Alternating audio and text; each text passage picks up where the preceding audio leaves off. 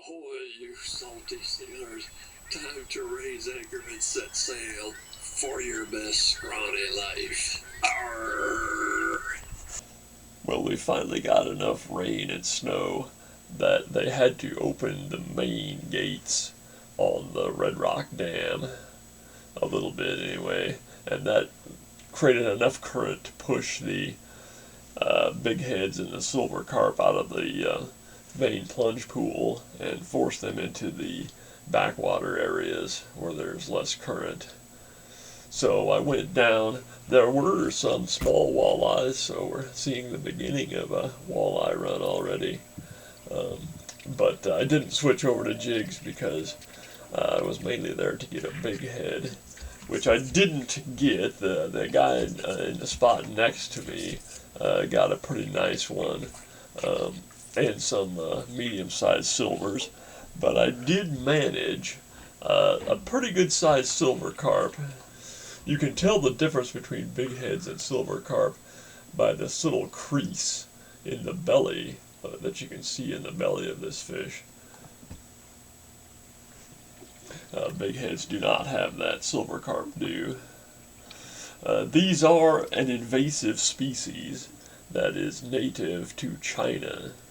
They are cyprinids, in other words, they are members of the minnow family.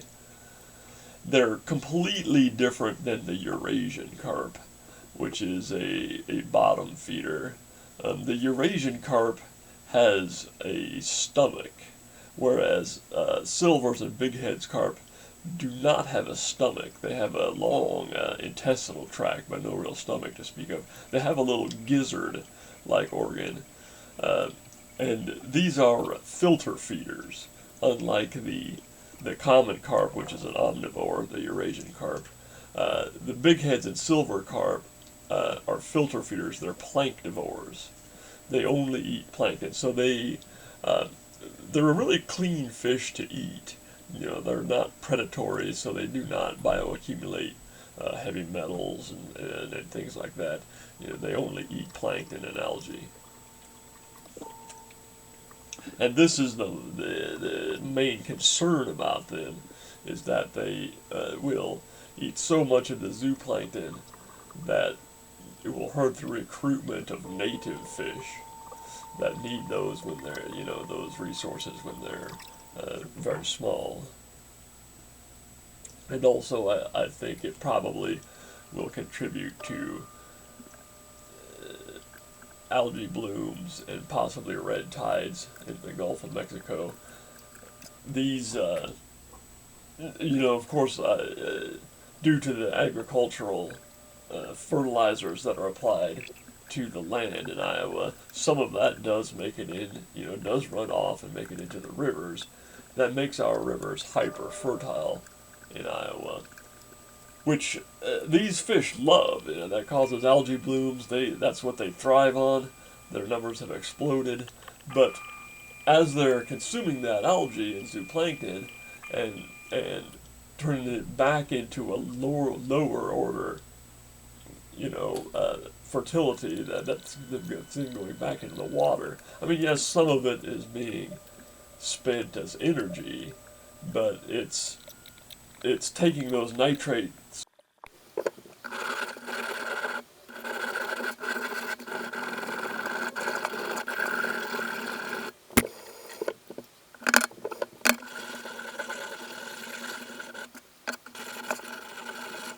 That were locked up in plants and zooplankton and so forth, and putting them back into the water. So, I mean, the impact isn't fully understood yet, but basically, they are an invasive species that is thought to be doing a fair amount of damage to the resource, to our water resources.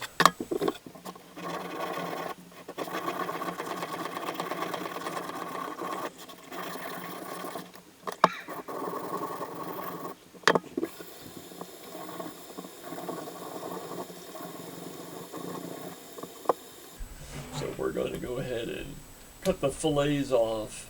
The belly meat contains much more fat than the back fillets. So we're going to use those separately in a completely different way than we do the regular part of the fillets. And then we'll break the bones down to be used in soup stock. Over the years of cleaning these fish and so forth, I've developed enough technique to basically be down to almost zero waste.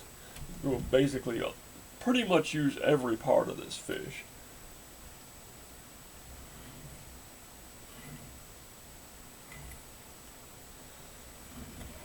So the fillets come off, the belly strips come off, and they are separate, and the bones are broken down for stock. And we'll use even more of it later on that you'll see. But for right now, we're just concerned primarily with how the fillets are broken down. So we'll go ahead and remove the skin, and then we're going to make a cut right down the center of the fillet. There's no bones in that center line. And some people remove the red meat. I do not. It's fine as far as I'm concerned. It has a slightly stronger taste than the white part, but these fish are very mild. They're minnows. They're planktivores, so they have a very mild taste to them. So finding that first bone, this is the part that was above the rib cage. There's no bones in that, so we'll just feel the fillet, find that first bone, make a cut right there. And the key to this entire process is never cut through a bone. We're always cutting around the bones, never through a bone.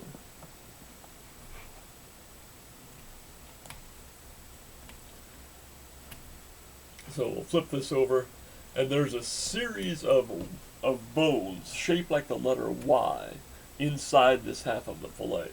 So I'm going to make a cut down there, and I'm just running the knife across the tops of the bones. I'm not cutting through it. And then we're going to cut the boneless strips off of either side. And you'll see as I begin to pare that meat away, you'll see the series of bones lined up underneath it.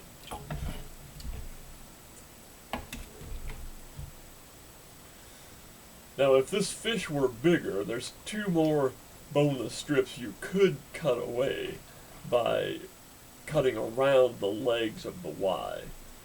But in this case, we'll take a little of that off, but primarily we're going to use these as bone-in strips. So we've taken off 3 boneless strips, and then we're going to cut what remains into bone-in pieces. The bone-in pieces will be cooked, and then the meat will separate from the bones, and then you just simply break it apart and pull the bones out, and you're ready to eat. And you'll see more about that later on.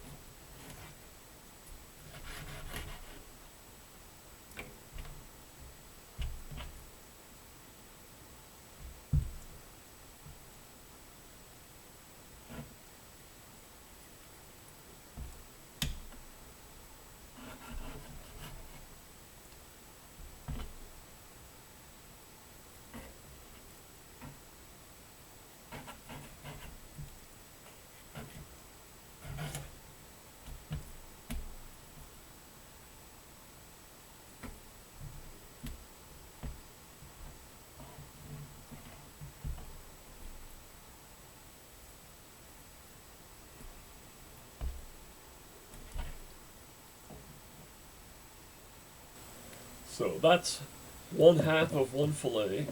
We'll break down the second half in exactly the same way. Taking the 2 boneless strips off the back, and in this case, just because the fish is a little bit smaller, we will cut the rest of it into bone-in strips.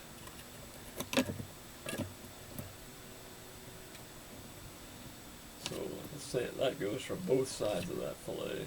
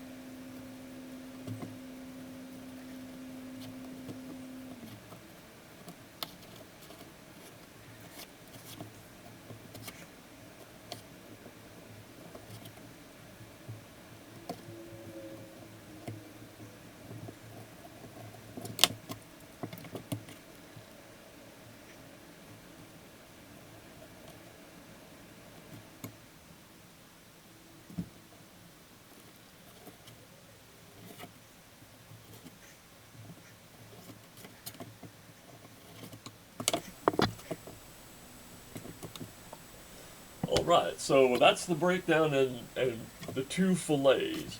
We'll get into processing the fatty belly, the head, and the bones in the next video.